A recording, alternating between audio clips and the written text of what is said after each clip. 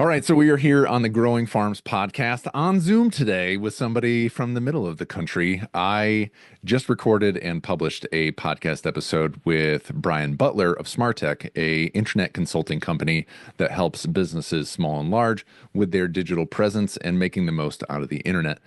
And when I had that conversation with Brian, I kept referencing Joe Koopsen because one, we hung out at the APA conference for a couple years now, the annual chicken conference, and always a good time hanging out and seeing Joe and what a wonderful crew that he's got working for him. They gave me a ride to the airport as well.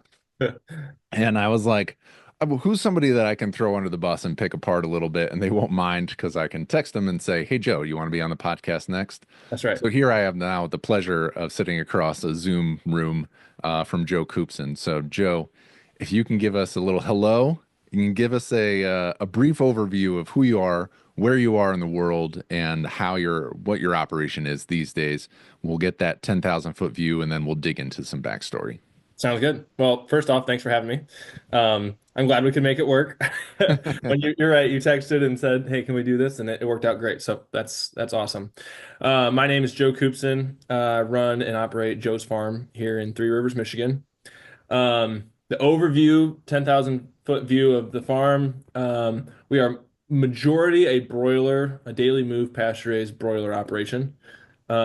This year we're going to finish about 108,000 broilers on pasture with two different feed programs, a non-GMO feed program, and then an organic corn and soy free feed program.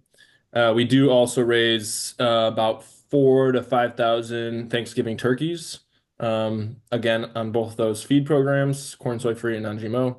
And then we also do grass-fed, grass-finished beef, rotationally grazed in the same area as all the poultry. Um, and then the majority of our market is wholesale. We do have a small on-farm store that is our direct consumer side of things as well. The thing that always fascinates me too is that Joe's got a family, and on the Yeah, Joe's Farm website, there's these two wonderful kids, and your wife, and balancing everything that you just said with being a family man and right. trying to have some sort of life and balance. I mean, we'll get into that a little bit, but there's always a person behind the product, and that person, Joe Koopsen, is going to give us some backstory now. So that's impressive. Those are wonderful chicken Thank you. numbers, Yep. especially in the pastured poultry world. You know that you've got up there in scale. You're doing some stuff, Mhm. moving and shaking. It's pretty exciting. It's one of the reasons why you're starting out the podcast here in There you 2025. go. You didn't start at that scale. Like, No. did you did you start raising them in your backyard? Are you a fifth generation farmer? What is I've done little research onto Joe. I just know Joe's an awesome guy and he's doing cool things. I'm a curious person by nature. How did you get here? What was that rough timeline if we look back over the Yep. years? Well, I'll start with we need to update that picture because we actually just adopted a baby. So now we've got three kids. So that's Congratulations. exciting. Yep. He's 4 weeks old, just over 4 weeks old. So brand new. Still You not just sleeping through the night. you weren't busy enough. And you took the time to answer my text and jump on a podcast. Oh, that's all right.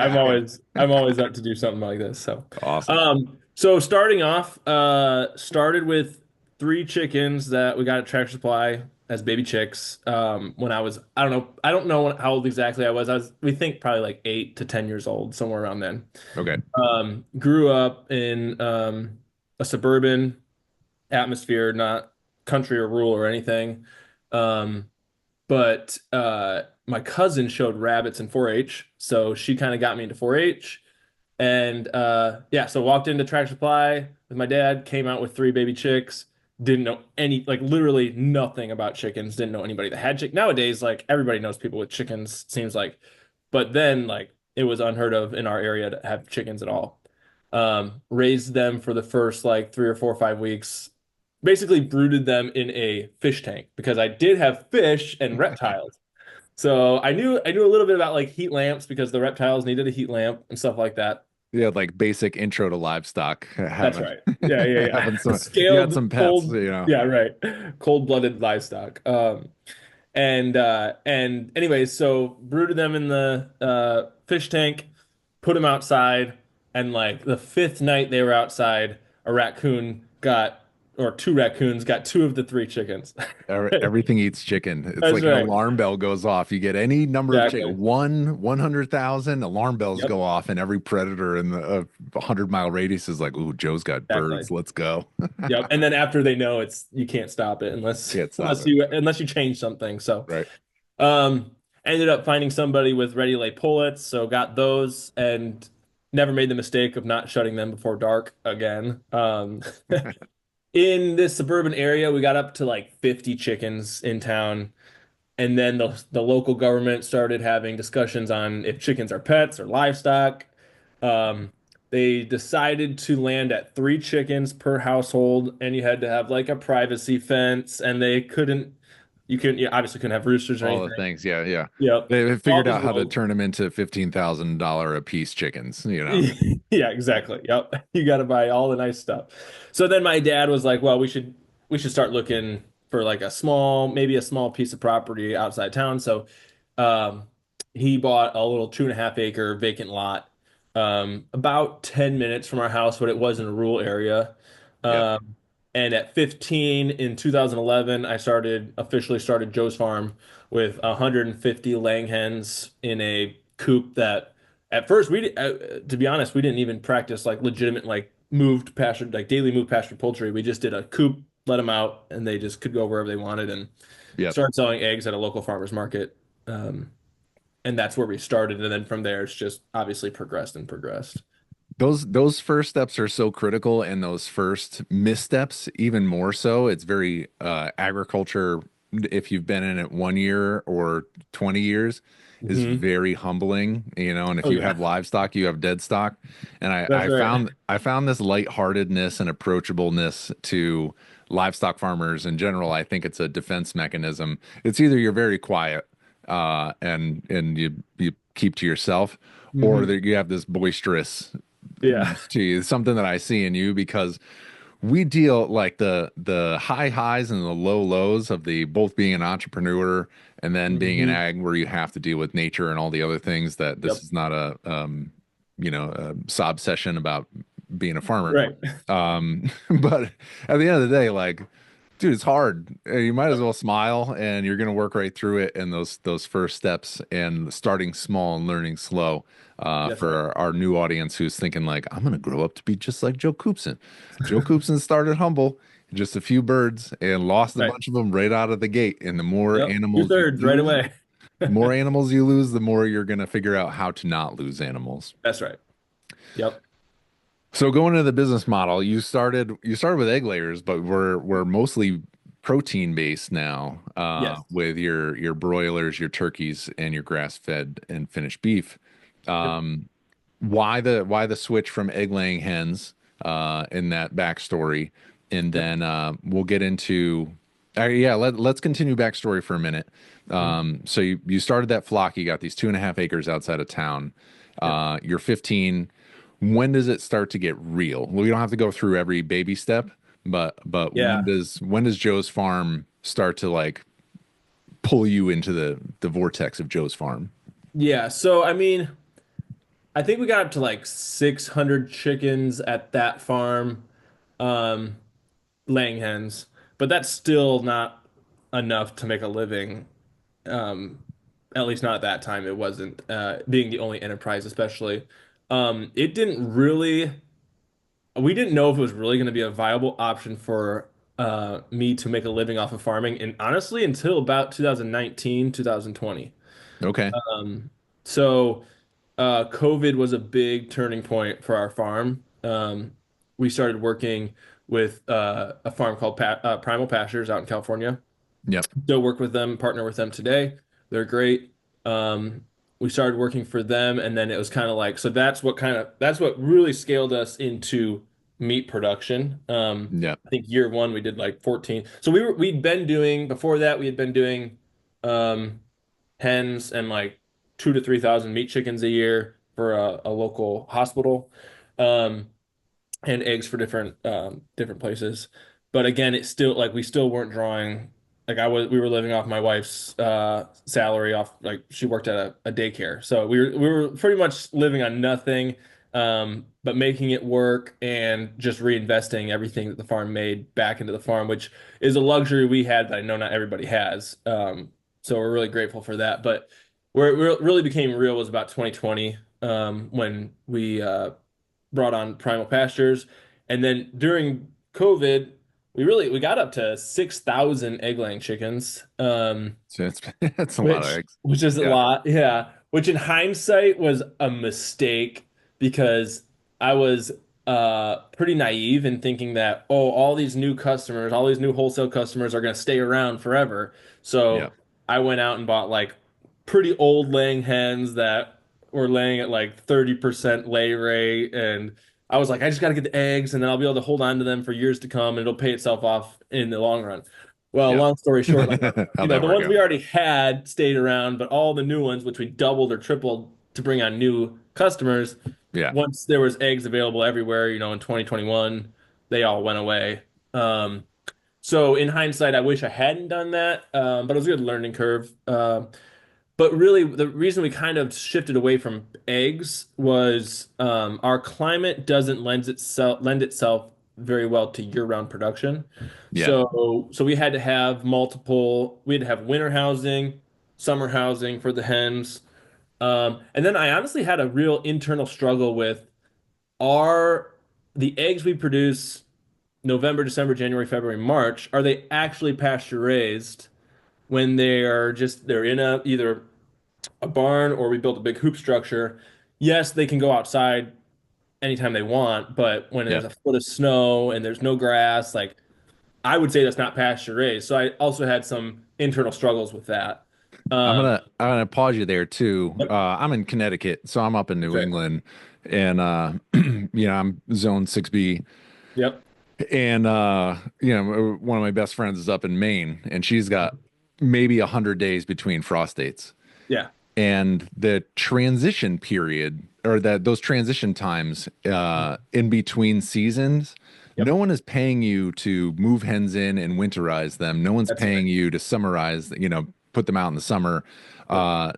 Those move, frozen water, shovel and Hmm. snow to Yep. get to where you need to go. That's right. If as you scale up, that becomes even more difficult because then you need to Yes. have that interior infrastructure as well as the exterior infrastructure. That's when you Yep. see a lot of the bigger farms, especially in poultry, are down south, not That's just right. because like they like chickens more and down south, Yeah. but because it lends itself more to a year-round model where you Yep. can mitigate the risk of those transition times in in the shoulder season, but then also exactly what you're saying of sending several months inside of a building, and how are you marketing your pasture raised birds if That's right. they're, it's confusing to a customer if you're Yep. pasture raised 6 months out of the year and just Yeah. eggs 6 months out of the year, Yeah. and how truthful or do you feel you're being, and That's then right. how are, when customers don't have a lot of time to make a connection with you. I'm thinking more direct to consumer, but even with Yep. wholesale, they're putting that pasture raised label and your name on it, knowing Hmm. that they're going to get extra value out of that. If you Yep. can't live up to that model, if you're just like Vital Farms and you're putting them in a barn and they're Exactly. in a stationary structure, Yep. they're in a stationary structure and that's not pasture raised. Right. And I think too, and I think you bring up a good point. If you are a direct consumer, especially if you're under a certain scale, I think it's easy to communicate what's happening and everyone's on board with it. Like if you're selling eggs locally and everyone knows, yeah, in the winter, they're not going to be pecking around at bugs and grass and worms and everything. Right. I don't think it's morally wrong to raise birds in a climate that doesn't allow them to be outside all the time. It's just hard to scale that and be able to portray that where we're being honest and transparent to the customer that's not always setting foot on our farm where we can explain that. For So sure.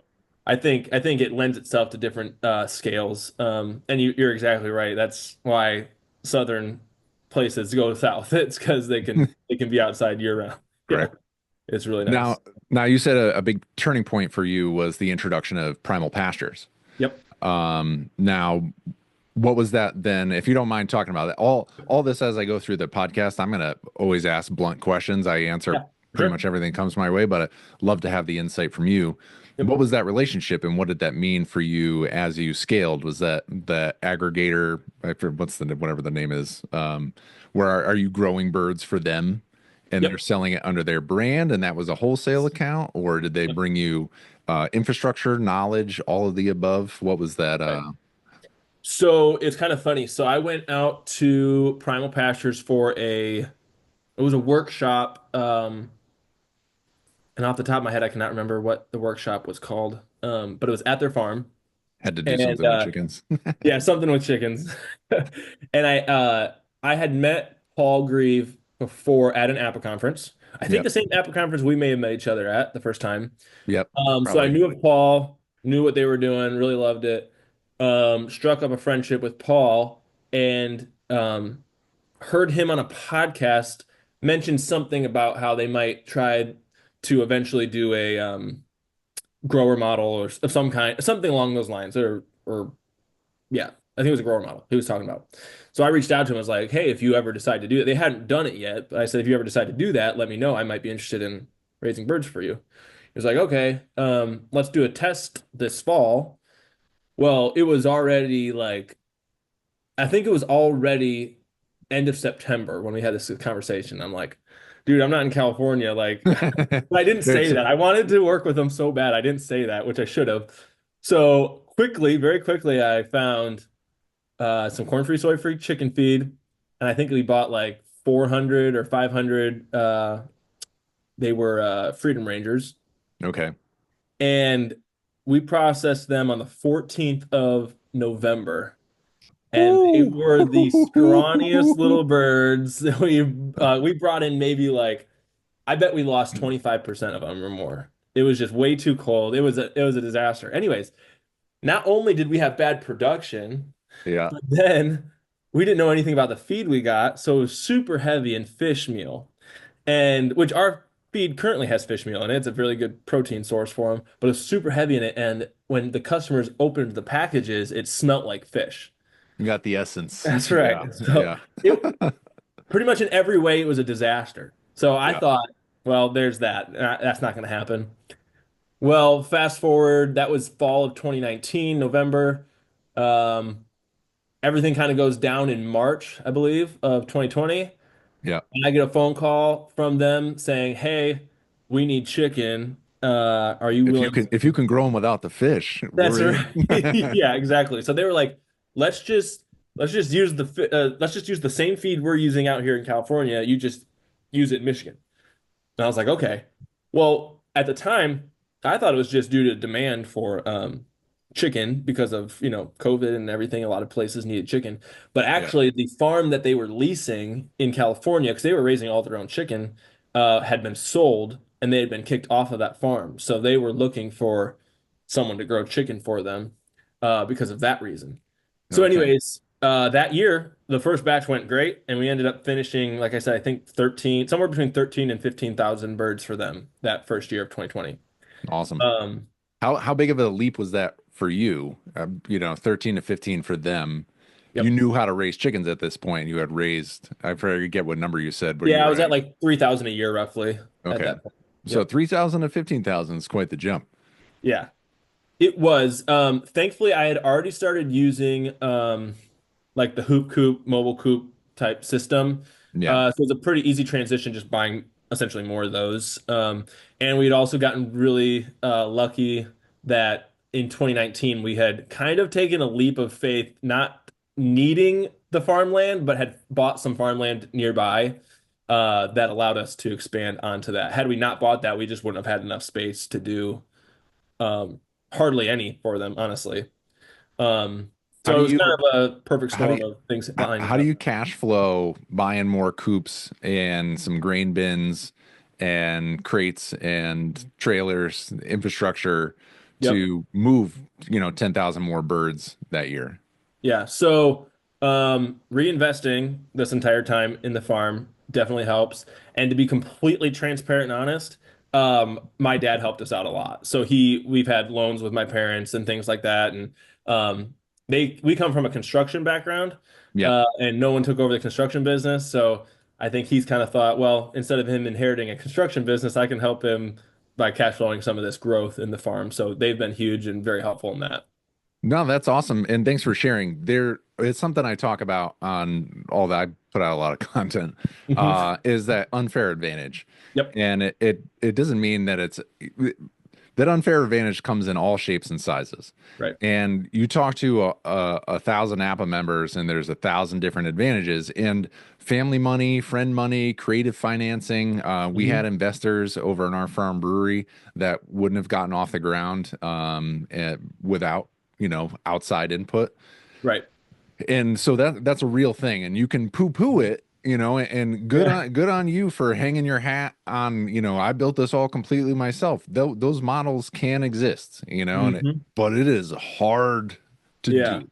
Yeah. And if you're going to scale up like that, having somebody who believes in you, is willing to invest, and not in, Mhm. sometimes it's investing their time, sometimes Yep. it's other resources, and one of those resources is money. But being open to that outside collaboration for people who Hmm. also want to live your farm dream or your whatever dream, Right. it brings another level of stress and exposure, and That's making right. sure that you have a financial plan and a Hmm. budget and, a payback schedule or whatever you need to do Yep. to make the finances work out. But that's a major. I was just taking this extra 30 seconds to call that Yeah. out. Thanks for Hmm. saying it. It's been a big part of my life. It was part of your Yeah. life, and I know a dozen other stories off the top of my head that Yeah. got some other family advantage, because we need it, because farming is hard, and being in not the 1% income bracket, That's you right. know, everything we do together as a community of people who are working towards a better future. Yep. Um, And so, I don't think at that time I was in no position to get any kind of a bank loan. So, right. All right, so so we've scaled the 2020. infrastructure. You Yep. got primal pastures. Yep. That first year goes well. Everything, Yep. Went pretty good. no fish. We got, the feed thing That's has been right. sorted out. It's great. Yep. Um, and Joe's like, if you mention that one more time. That was Um, it was I could smell fish for a day because we could smell it when we were pouring the feed into the feeders. Like it was a very distinct smell. so that first year goes well. Do you double down the next year? Do you then slow roll it and grow, a little bit slower and incrementally? You're at, it Yeah. went from 15,000 to 109. Yep. That's over what? It's been 5 years, 6 years, yeah, 5 years. We're in Yep. 2025 5 years. now. I Yeah. I can do math, Joe. It's simple addition, So our multiplication. growth definitely slowed down for good. I mean for like a good reason. So I want to say in 2020, like I said, I think we finished about 15,000 broilers. 2021, I think we finished maybe 20,000. And then 2022 and 3, we were in the somewhere between 25 and 35,000 each year. And then we had a big year of growth last year. 2024 went from 35,000 to 100,000, um, which at that point it had been that we've really financed through savings and some strategic partnerships. Um, at that time, we were raising some birds for Seven Sons, Yeah. and they financed some of the coops for their own birds. Okay. Um, so there's ways to grow where it's not always money out of your pocket. You can leverage other people's assets Resources. or resources, Yeah, yeah. yeah, to do things like that too. I So like the generalizing as resources, because Primal Pastures had solid branding, and had a model that was growing. Seven Sons, those guys are geniuses. I they love them. are, yeah. With Graze Cart and their online Hmm. platform, and they don't even need the online platform to be awesome, because their farm itself has done That's right. really incredible things. And Yep. yeah, I can't say enough good things about Seven Sons. So love here. I didn't know that you got involved with them as well. Yep. And Yeah. wonderful that, I'm very much the rising tide lifts all ships. That's why I'm making 100%. free Yeah. podcasts where I talk about Apple all the time, because I want the organization to grow. That's right. So that it's easier for me to hang out with you every year, Yep. and talk Yeah. about Right. chickens. Um, and just cool that, they could fund some of that infrastructure that helps you grow, because they, I'm sure got to that bottleneck of how are we going to produce more chickens, but we can't produce more chickens on our farm. Well, we're Right. looking for other people who are doing it the right way. What do they Yep. need in order to succeed? And then you have the finance and resource conversation after that, That's but right. it's aligning with the right people along the way. Yep. And I'll add to that, when you say a rising tide lifts all boats, the I feel like I have a pretty good pulse on like the demand for pastured chicken, and the demand is it's a way above what we can produce. Like there's no competition in pastured poultry does not need to be a thing. Like we No. are not even close to what the competition is the greenwashed chicken. That's our competition, but that's actually slowly going away, thank goodness. Which is just opening the floodgates to legitimate pasture raised chicken. So Awesome. trade secrets aren't trade secrets. We'll just trade our secrets. Right. That's perfect. That's perfect. One of the things, aligning with the right people, Hmm. I have had the pleasure at the conference of meeting some of your staff. You have Yep. workers. Joe's not out there raising 100,000 chickens just by Nope. himself. Absolutely not. Uh, can you give us the staff story? Yep. Like how long did you go, just you and your wife Hmm. working out? And then when did you bring on the first person?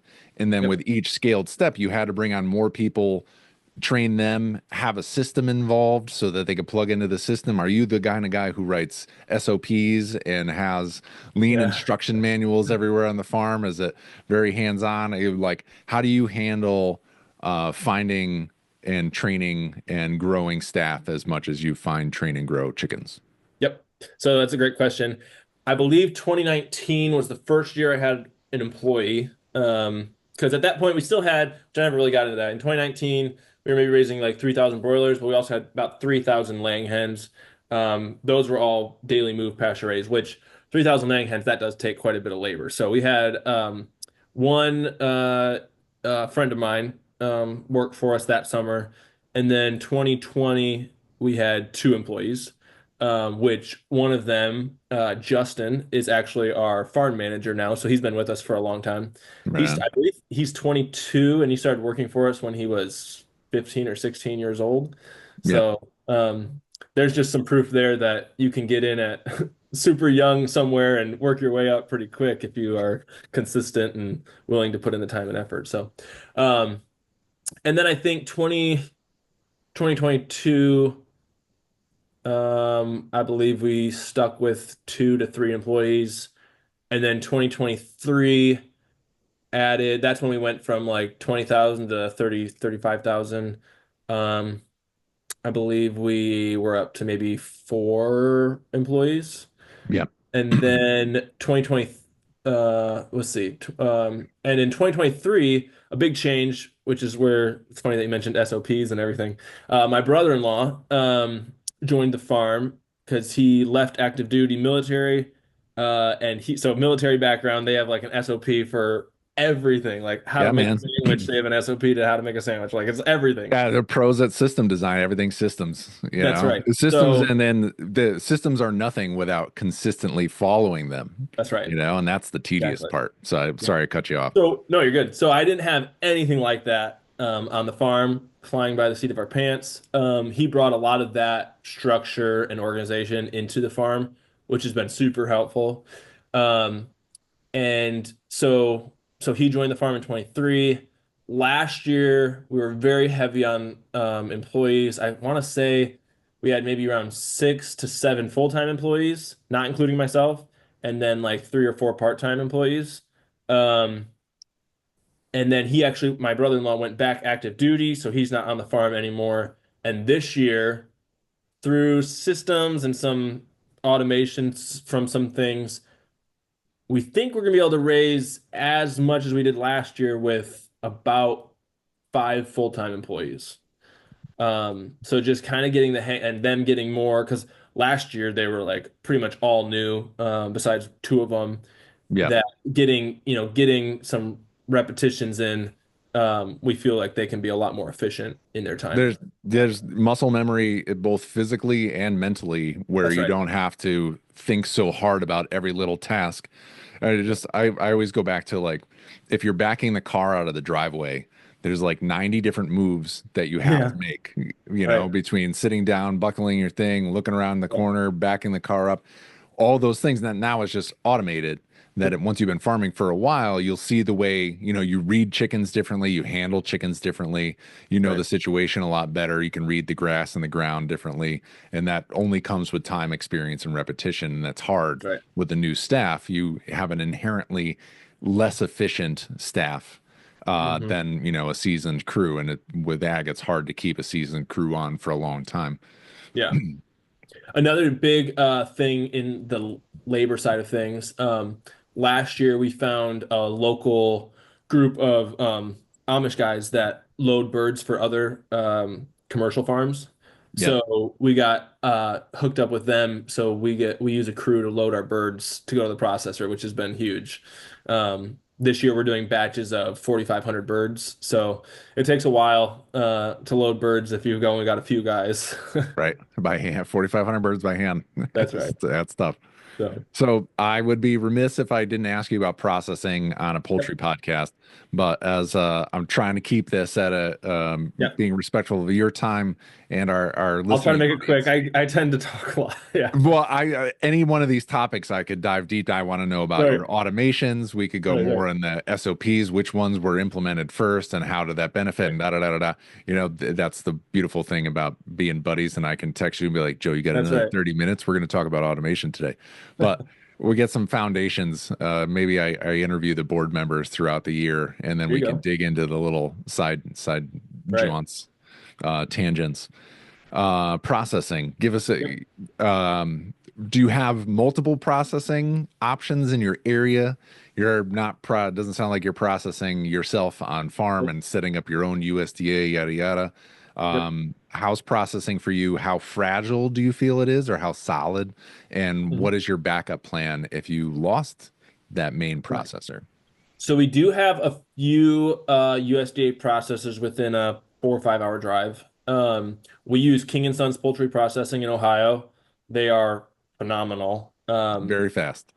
Yeah, they are. Yes, Levi. For people who don't know, he's won the cutting up contest at the Apple conference Oh yeah, for sure. twice in a row, right? Did he win Yeah, it a last few year? few Or? few videos back on this channel, That's right. 2 years in a row. Yeah, Levi King is the king of cutting up poultry. That Right. And that's not share. even his job at the processor. I know he's just like passively really good at it. That's right.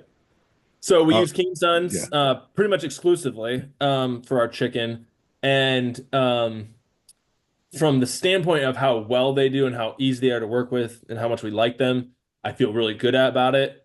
Being the fact that there's not very many USDA processors, and if something were to happen, it is fragile in that aspect. USDA pastured poultry, or not pastured poultry, just USDA poultry processing plants in general are far and few between, yeah, especially doing anything at the scale of what we would need to bring in.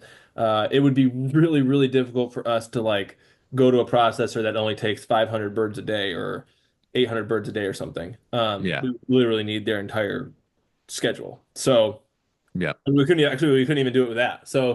Um, so from that standpoint, we definitely need more processors. And anyone who's watching this, if you go reach out to King and Sons, they're booked up. They book out. I mean, it's crazy how much of a need there is for poultry processors. Um, and since they actually stopped. They used to do our turkeys too. They stopped doing turkeys. They just focus on chickens now. It's been a struggle finding a turkey processor. It seems like there's even less USDA turkey processors out there, which kind of makes sense because it's high volume for a month before Thanksgiving. Um, so it doesn't lend itself very well unless you're doing year-round production for grind and all sorts of things. yeah, yeah. It's hard to balance that like It really real high is. volume, hyper seasonal Yeah. business. And a large part of that comes down to staffing it. Yep. Because you want people on the line who are running birds through efficiently, effectively, safely, good for Yep. them, good for the birds, yada yada. And to keep everybody employed all year and interested. And I think staffing processes there's another 45-minute Right. podcast Yeah. in and of Yep. itself. And I'm not the one to ask about that because I don't know anything Yeah, about the for sure. processing world. So I just know from a working relationship standpoint, we are blessed to have King and Sons. And I think it's a really valuable thing for people to find a processor and don't go into it with the processor owes you something. Try to make their lives as easy as possible. Um, I think that goes a really long way. So even just like showing up the first time, I just had them in crates in a dump trailer, and they were like, if you could bring these on pallets on a flatbed, we could just pick it up with our forklift and bring them right in. Well, the next time I showed up, I had a flatbed trailer and they were all on pallets. And that just makes their lives easier, it makes our lives easier. So just go in with a collaborative mindset instead of a, uh, you know, I They need they owe you this, because this, and you're this. paying, you know, Yeah, exactly. just because you're paying, they're also working hard for that money. And at the end of the Exactly. day, in all of this, no one's getting super rich Exactly. monetarily. You know, we're all trying to make a living and we all do this because we enjoy it. We like feeding people. And there's Yep. opportunities up and down the supply chain from hatcheries to feed to processors Mhm. to growers that it takes all of us working together as a community to Yep. make all of this work. And part of that is having each other's back and not, Yep. you know, spitting in anybody's eye because you feel entitled to something because you've got to be working harder than everybody Yeah. else. Well, I Exactly. have news for you. Yeah, right. And I can promise you, you need them more than they need you. So Yeah, they for don't sure. you don't want to. That's not the person you want to play tough with because there's a line of people that want to get into a good USDA poultry plant. So Right? They're booking out. that's right. So I want to get into the marketing because Yep. I talked so much direct to consumer marketing and setting up foundations in the last one. You have a 99% wholesale business. Yep. How many partners is that spread out around? What is Yep. your marketing like? You know, I made a lot of claims about you without talking to you first. So now I've got Hopefully, I you. can live up to them. Now I've got you on Zoom. Yep. And like in a wholesale market, is digital marketing a part of it? Is your website been helpful for you? Is it I'll stop making guesses and Yep. let you talk, Joe. So I'll just real quick run through a small list of people we work with.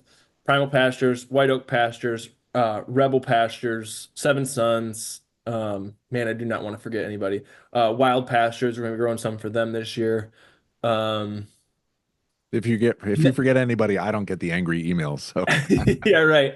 And then there are we do some like pallet program is what we call it. So we curate like a specific pallet of chicken or turkeys, and that's what's on that pallet. And then there are some customers that can buy that pallet of chicken or turkeys. And those go all over the place. So there's a lot of smaller farms, but those are our main customers for our chicken and our turkeys.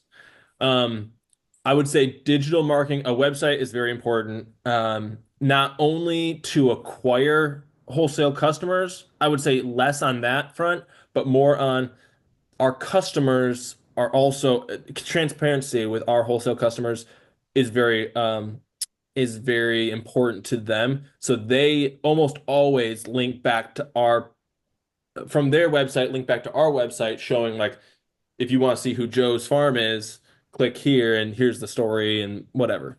yeah. Um, so from a digital standpoint, that's super important, obviously. We do keep a pretty active Instagram and Facebook. I would say every once in a while we'll get like a wholesale account, a smaller wholesale account off of like Instagram. Sometimes I think Instagram's more just for fun than it is acquiring customers. Um, but I think it's good to have a presence there. But we don't really do any like targeted ads or anything like that. We've done a few for our farm store here and there, but not for wholesale at all. Um, I don't know Because if you want me to jump that's into like how we do market the wholesale thing stuff. yeah, yeah. I mean, there's tangents I would love to go on Yep, about how, you know, well, everything you're talking about is relationship building. And exactly. part of that Instagram is relationship building and brand building where it's not always Yep, about conversion, but that's yep. more top of funnel where you're present, you're out there, and if somebody questions your production methods, you can Hmm. say, look at this, you know, archive of Yeah, pictures, you know, live at the time, yep. pictures of my farm and me actually doing it. You know, that's Joe walking the walk. That's right. Um, but we don't have to go down all those tangents. Okay. But yeah, The I think at that scale, I'm gonna some guesses now. You Mhm. get to a certain scale, and there's gonna be some people looking for you because they've Yes. grown as well, Yep. and it's a Mhm. very small space Yep. that we live in with pastured poultry. That you get to know who the players are pretty quickly, and Yep. watch each other over time to see if you can collaborate and work with each other and help each other grow. That's So right. there's those opportunities. So I would get asked that, yeah, go into it a little bit further of Yep. how you doing the wholesale marketing. What is your maybe day to day is less important Mhm. on the wholesale and more, like on a month to month or annual basis. Yep. Are you meeting with them in person Mhm. ever? Is it all phone conversations? Do you have to send samples? Like how does it all Right. work, Joe? So our bread and butter is conferences, to be honest. And honestly, what I was just thinking about it while you're talking is the APA conference has really been huge for us. APA in general. That's where we met Primal Pastures. It's where we met. It's where I met John and Will Harris. Well, not John Harris, but Will Harris and his son-in-law John at one of the conferences, and why we kind of got connected with them.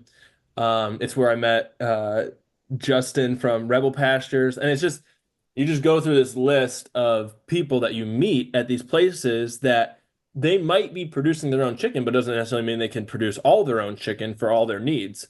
Um, or they're more for the marketing of things or whatever it is. Building those relationships is huge. So I would say that's kind of like the top funnel for us. Okay. Then it's just building, and it's all genuine. Like you have to be genuine in this too. You can't. I don't. I never looked at it of like I'm going to the conference just to market to people, and I'm only going to be friends with them because I want to sell them chicken. It's like that was all secondary. I had never once did I ever say, I want to go befriend that person because I want to sell them chicken. It just was natural that that's how we got connected. Um, No, it's the type of conference that everybody pays for tickets and then we'll hey, do you need me to help you move that table? You need help with yeah, doing this? And like yeah, people pay and then go there and ask the and just volunteer yeah, and help. right, I mean, that's what I've been doing for years, like throwing the APA Olympics and all that. So yeah, exactly. there's no quid pro quo Nope, in that community because we're all working hard. We have this dream. We want to see it work. That exactly. dream takes different sizes and shapes, and they may be in it for the birds. You may be in it for the money. You may be in it for the carbon sequestration and Yeah, soil building. yeah, yeah, Whatever exactly. you're there for. Tons of different There's things. there's Yeah. somebody that's going to jive with you, and they may Mhm. not even know you may not have any idea that I'm on to talk to them because I want to be a grower for them. You may Yep. just get into a conversation and they're like, "Oh, hey, have you ever thought about expanding?" And that Yeah, stuff comes up naturally.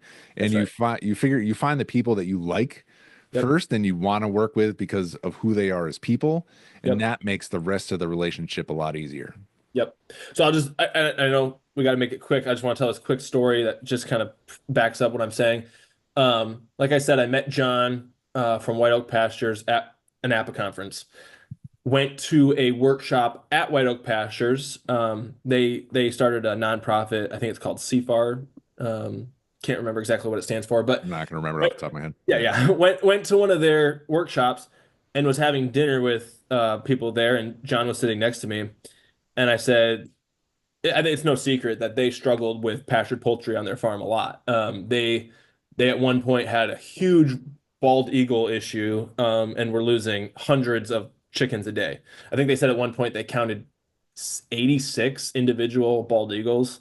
Oh, Yeah, oh, you're not going to stay in business very long if each one of them is killing three or four a day. yeah. Anyways, I I just bluntly asked, said, if you guys are, if you have you guys ever considered buying chicken from another farm that maybe doesn't have the predator issue? And he goes, yeah, if we could find that farm, that would be awesome. And I said, well, I'd be interested in raising birds for you. And that, yeah, I You think already that raised was your in hand. April, and by June or July, we were processing chickens for him. I mean, it moved pretty quick. Yeah. And they had already kind of been like, man, do we want to keep doing poultry? And they don't, I don't think, don't quote me on this, but I don't know if they're doing any of their own poultry anymore. They're doing all their own red meat and everything. But anyways, um, that was just sometimes you just have to ask the question, and you got to have that relationship first. But then it's like, well, is there any way I can help you? If they say yeah, and say, well, I can do that. Or sometimes you can't. Sometimes there's things that people need that you just can't do. Yeah, Uh, and if it's not a good fit, don't force it because then that's it's right. only going to make it more painful down the road. Exactly. So that's kind of been our approach is just relationship building. And like you mentioned, we're kind of at that place now where I would say weekly, I'm getting 1 to 2 inquiries on wholesale, people wanting us to sell wholesale to them. And now we're kind of at that place where we can be kind of picky too. I mean, which is kind of nice. A nice place to be. But anyways, all that to say is another way we are expanding is we we talk to our current customers about other ways we can serve them. So we did do a batch of pasture. So being in Michigan, ducks lend themselves a lot better to cold, wet weather. Yep. So a long term, I'd love to do a batch of ducks in the spring and a batch of ducks in the fall when it doesn't make sense to do chickens outside, but we have all these houses and our brooders are all empty. We could do Yep. so we did anyways, all that to be said is we're trying to figure out if we can develop a duck market with our wholesale customers to do some of that. Oh, Uh, that's super fun. that's how we got turkey customers was they originally chicken and then they're like, well, let's do Thanksgiving turkeys with you also.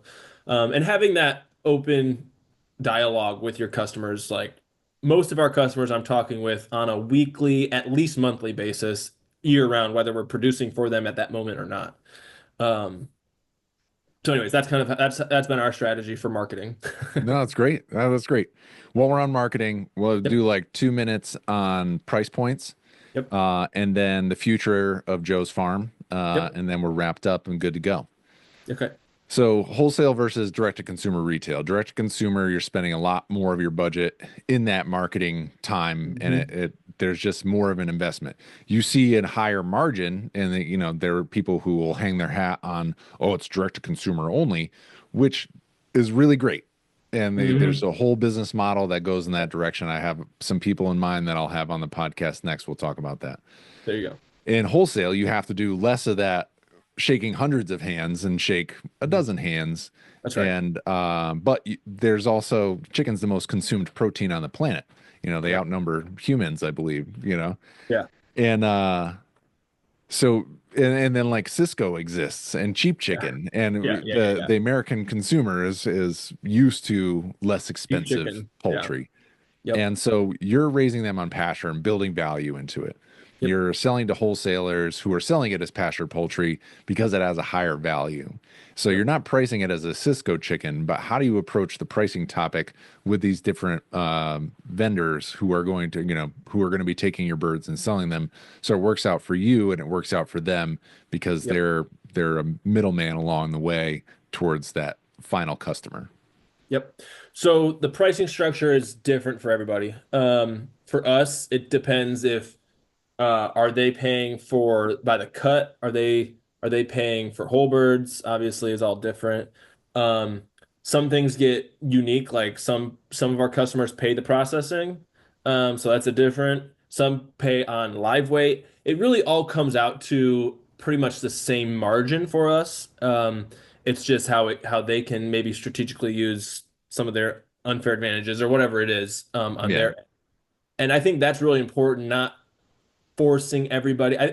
At some point, maybe it makes sense to force everybody into a cookie cutter, like this is the only way we're going to do it kind of thing.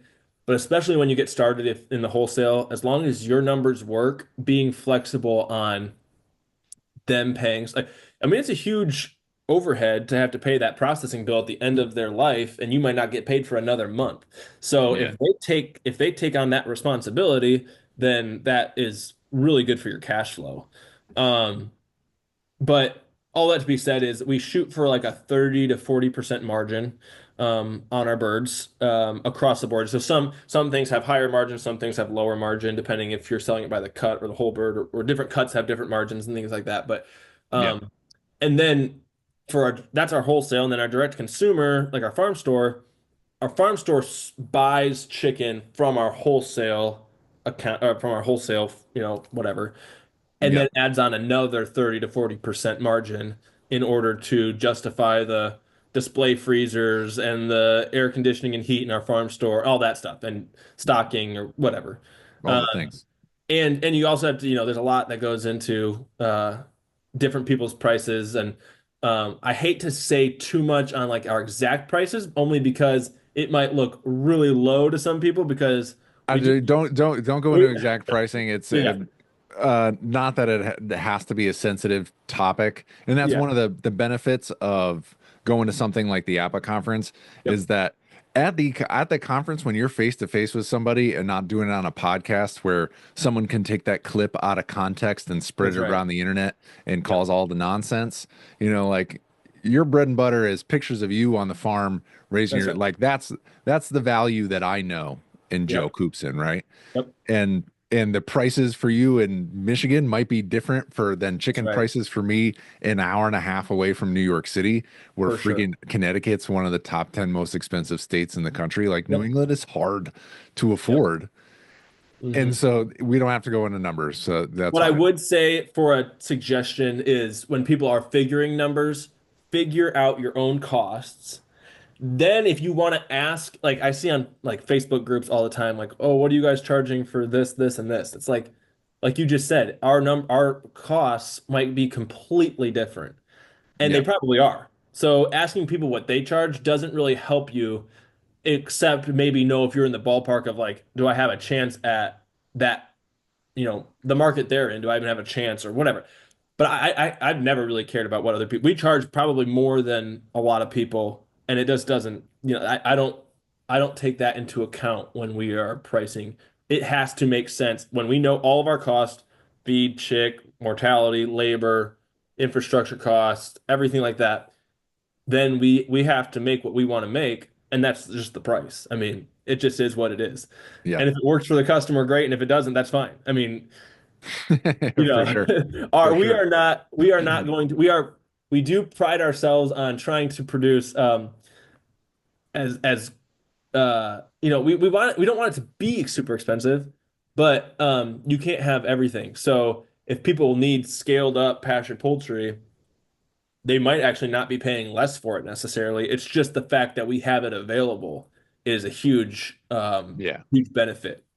Yeah, because I mean, you don't need to be subsidizing other people's meals either Right. with not being able to support your family, your kids, and grow Yep. a life that you want to live. Speaking of that, growing a life that you want to live, as we get to the end here, you had some hot and fast growth over the last couple of years, Yep. and we're farmers. I like to plant trees. Trees is a 50-year investment. We That's right. plant trees so that our kids can rest in their shade. And what I'm wondering is what is the future of Joe's farm? Like, do you hope Yep. to grow it and get acquired and sell the business and then, move somewhere where you can wear, a Hawaiian t-shirt and sip cocktails on the beach? Do you want to be at this scale and like finesse this for a while and cruise, so to speak? It doesn't mean it's easy, but when you're not in frantic growth mode, it's also nice to sit back and fine tune and adjust the dials. What do the Yep. next 5 and 10 years look like for you, Joe? Yep. So this is currently where a lot of my attention is at, is where the next 5 to 10 years is going. Some exciting news. We actually bought another farm down in Texas. Yeah. So, we will be expanding down to Texas, for broiler production. And we are looking into possibly doing eggs down there since it will lend itself to year-round, pastured ability. For Joe's farm here in Michigan, I think long term, this could be probably more of a turkey farm. And the reason I say that is because turkeys do lend themselves more to seasonality. Um, so if the majority of I think there's some nice there's nice pros to having some redundancy. So I think we'll probably continue to raise the same amount of chickens that we do here now into the future. Yeah. Um, but the growth will probably come from more turkeys here in Michigan, and then more of our broiler growth will happen down in Texas. So, no plans on selling anytime soon or ever. Uh, I do think very long term, and if one of our kids wants to take it over, that would be ideal.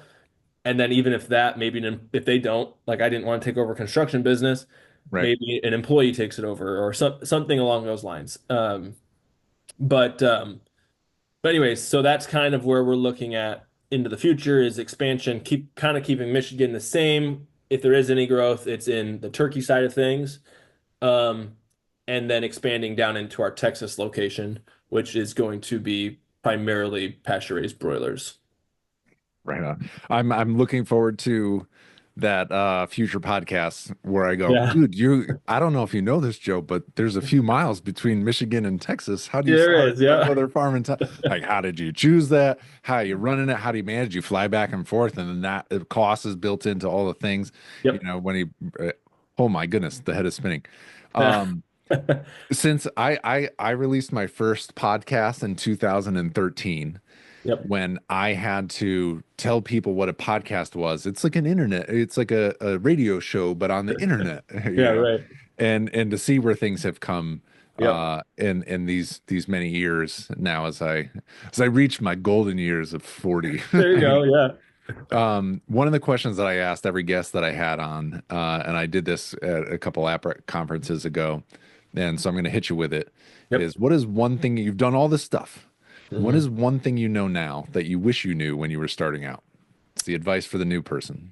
Yep. So my answer to that is I wish I had a little bit more confidence in my ability to see this through long term. Hmm. So starting off, like I didn't know if, like I said, like I didn't know if this was really going to work out, or if it was going to be like a one and done kind of thing, you know. So Yeah, yeah, I did not invest in certain things that I should have invested in. Um, One of them being an automatic feed system for our brooder. yeah. Like that, we did that last year. I should have done that years ago. It would have saved us so much time and effort and headaches. Um, but I just didn't know if like this was gonna have legs or not. Like, is this gonna be something that happens? Because that's a big bill to flip. And obviously, like, if you can't afford it, you can't afford it. But um, just investing in long-term things and not thinking like this could be the last year and I'll never do it again. It's like if you're gonna What a, do it right and do the thing, take the steps to do it right. that's awesome. What do you think? What do you think are some of the things that helped you gain that confidence to see this as a long-term goal? Yep. I think over time, I think it's just proven itself that the demand is there. Um, Honestly, there's some proving to the self. Like I had to prove to myself that I could run a business and not just it's one thing if you're the one out there moving the chickens and everyone tends to work for themselves for like pennies an hour. It's like it's you're hardly paying yourself Yeah, anything. It's like, can I really make this go hiring people, not having my eyes on the birds every single day, all day. So once I kind of got over that leap and started having employees, and I've proven to myself that I can make it go, I think that was huge in a long-term vision of what the farm can do. dude, that's awesome. It's Yeah. awesome, Joe. Thank you. Is there anything you want to we're at the end of the podcast, and for Okay. those who have, I think we're like an hour in now, and I It appreciate seems all like we your just time. started. We could have Yeah, talked it's just like forever. you get into it's like being at the AFISH conference again, where Oh you just yeah. get into that conversation, you're like, oh no, it's time for dinner, Yeah. Right. Uh, we're at the end of the podcast. This is the highest value listener because they've stuck with it to That's the right. end. So thank you all for sticking around. Joe, is there anything you want to plug? Any shout outs you want to give here at the end of the show? I'll link to all the things when I Yeah. publish this, but yeah, I just mean, we anything already you got. Yeah, we already mentioned APA. I'll plug them again. APA is a tremendous resource. The APA conference, like you said, there's regional events, all sorts of different things with APA. Get Real Chicken is by APA too. If you have a farm, you can list your products on there. Um, I will, on our website, we have a little drop down. It says for farmers. That answers a lot of questions. Just in full transparency, I can't get back to. I get a lot of people asking a lot of questions, emails and stuff. I just can't get back to everybody. So that has a lot of frequently asked questions, resources. Um, I do a little bit of consulting. That tends to be pretty seasonal. In the summer, it's very difficult to get away Right. from doing things I need to do on the farm. Um, but yeah, I would say our website, joesfarm.us, and APA would be the primaries. Oh, Heifer USA. I mean, They're they're so an good. amazing resource also. I So know, and their YouTube videos are crushing it these yeah. days. Yeah. So So yeah, I mean, YouTube is just a plethora. Before I met you, like when I was doing just a handful of chickens, I watched your videos. I remember your chicken tractors and brooding in a shipping container and all that stuff. So yeah. Can you imagine doing 100,000 birds in a 6 by 10 shelters? Hey, it's perfect for the size you were doing, and it's perfect for a lot of people. A lot of people talk about the Right. your tractors. So, um, but yeah, it would be hard to do 100,000. But anyways, YouTube is a great resource, and I can't overstate that enough. Awesome. Thanks for coming on the show, buddy. I Yeah, appreciate it. appreciate it. All Thanks, right. John. We're done it. We did it. We're done. Yeah, that's right.